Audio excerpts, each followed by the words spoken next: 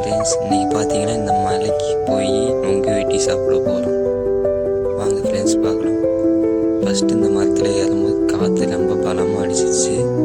எங்கிட்ட பொறுமையாக மரத்தில் ஏறி அப்படியே பயமாக முள்ளெலாம் அப்படி காலெலாம் அப்படியே சிராச்சு விட்டுச்சு.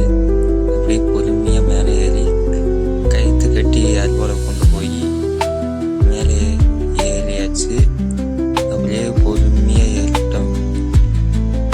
அப்புறம் மேலே வேற குலை வேற கொட்டி விட்டுருச்சு ஃப்ரெண்ட்ஸ், தாங்கவே முடியல.